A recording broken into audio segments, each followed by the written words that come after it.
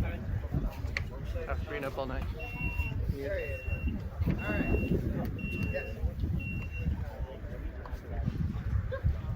It's not like a New York minute. Well, it probably is. Yeah,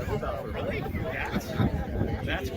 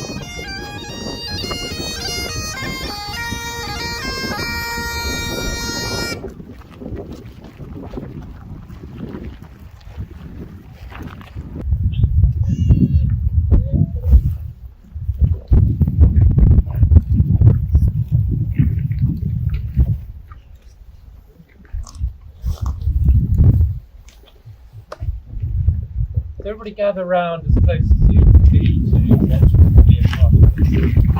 Just go round in a semicircle. Be immediately behind us is what you.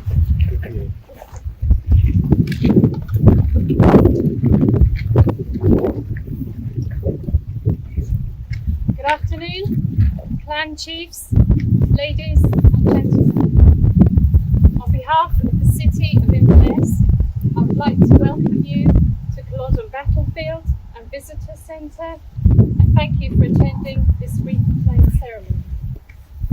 We are here to honour those who lost their lives on that day, on 16th of April 1746, and what followed. We will pause to remember the huge losses that the men died on both sides of the field in one of the fiercest battles in Scottish history.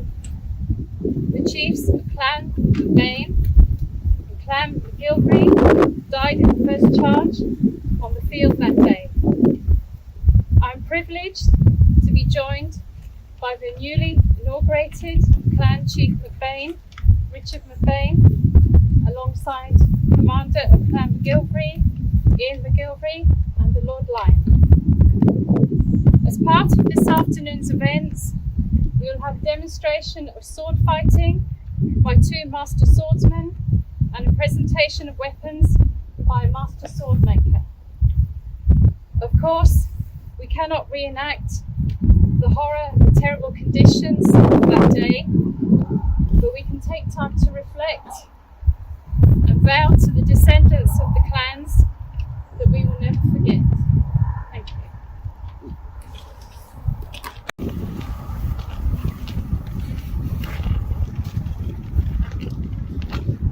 Well, cousins of all clans, we're here to remember, as said, the deaths of the two chiefs leading Lady Anne Mackintosh's Clan Chattan Regiment, and Alexander MacGillivray and Major Gillies Mor MacBean.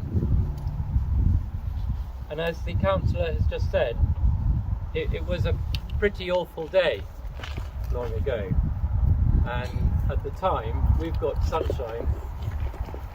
The army of Prince Charles was lined up. They had sleet in their eyes.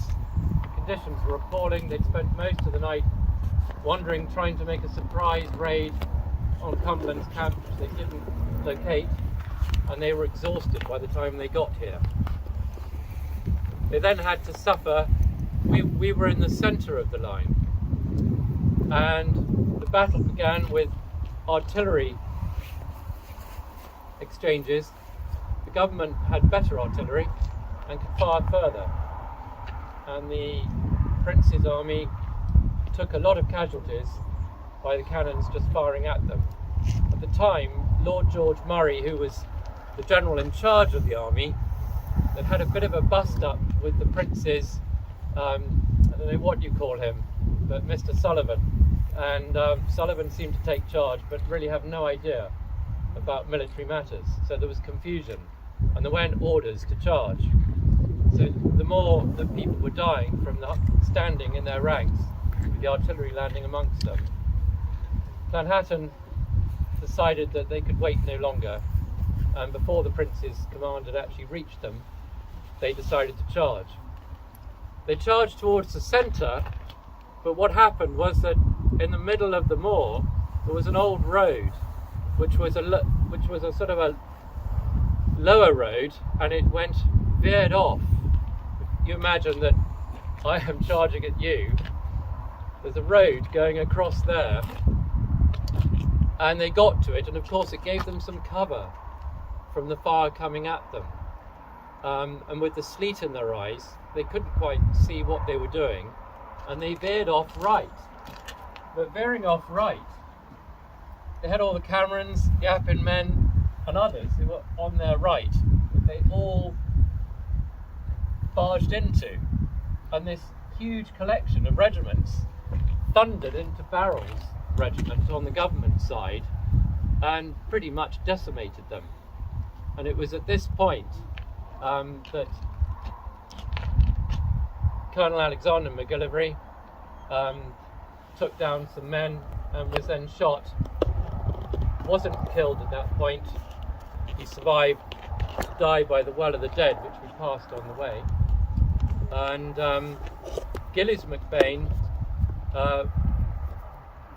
killed Lord Robert Kerr.